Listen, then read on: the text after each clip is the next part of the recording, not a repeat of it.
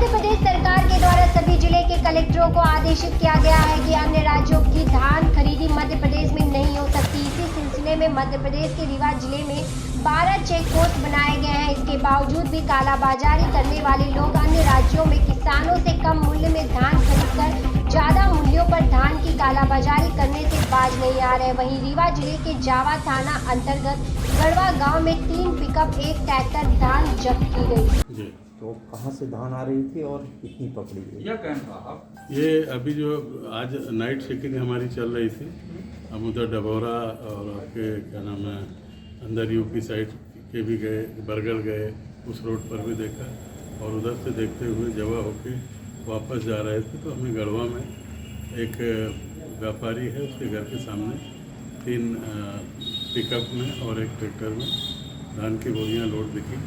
रुकने के बाद उनकी जांच की गई। जांच करने पर पाया गया कि 1 पिकअप में लगभग 55 बोरी और ट्रैक्टर में 60 बोरी, इस तरह से 115 बोरी वो, एक पिकअप में जो है 110 बोरी और एक नई जो पिकअप है 710, उसमें 120 बोरी, इस तरह से लगभग 345 बोरी जो है धान जो है पाई गई थी।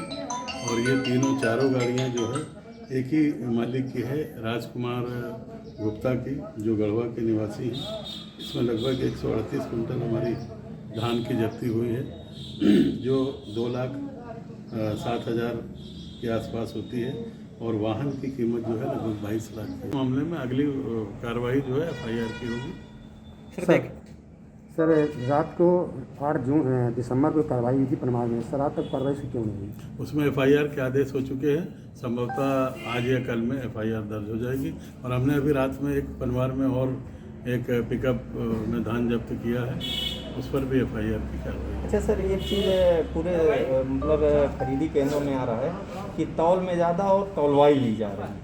ये किसान भी शिकायत की और कलेक्टर साहब से भी शिकायत हुई, तो उसमें कार्रवाई नहीं हुई। जवा में भी हुई थी सर, जांच हुई थी, जिसमें क्रमांक 2 में भी हुई थी सर, हुई थी और जांच में पाया गया था, तहसीलदार साहब पाए थे कि उसमें ज़्यादा बोरियों में मात्रा में थी, लेकिन आज तक उसमें कार्रवाई नहीं हुई। अगर ऐसी दोषियों को हटाया भी नहीं गया। ऐसी स्थिति पाई जाएगी तो संबंधित के विरुद्ध नियमानुसार कार्रवाई होगी।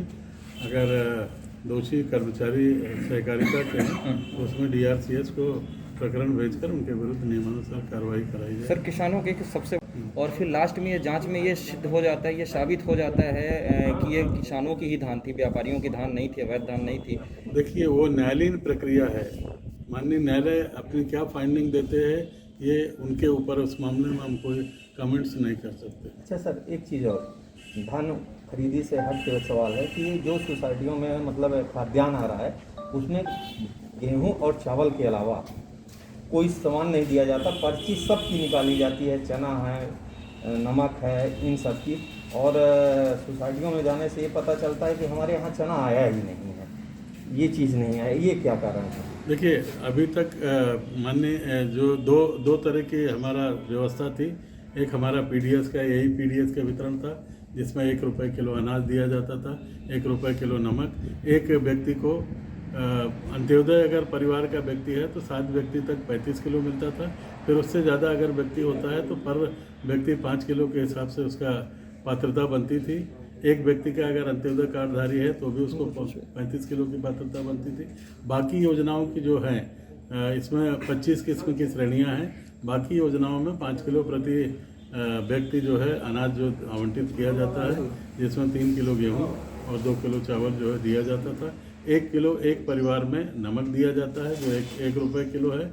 इसके अलावा पीले कार्डधारियों को, जो अंत्योदय कार्डधारी कहलाते हैं, उनको 1 किलो शक्कर भी 20 रुपये प्रति किलो के हिसाब से दी जाती है। केरोसिन जो है, इसकी मात्रा हर माह घट बढ़ के आती है। कभी 1.5 लीटर पर परिवार आता है, कभी 2 लीटर आता है, कभी अधिकतम 3 लेकिन सर मिलता सिर्फ है तो उसको पर्ची कैसे निकल जाती? पर्ची नहीं निकालना चाहिए भाई, जो सामान ले रहा है सिर्फ उतनी ही पर्ची निकालना चाहिए। देखिए, और स्टॉक भी मेंटेन करते हैं वो पूरा बंटने का। देखिए, कुल मिला के ये है कि हमारे यहाँ AEPDS सिस्टम लागू है। AEPDS का आशय ये है आधार इनेबल्ड डिस्ट्रीब्यूशन सिस्टम।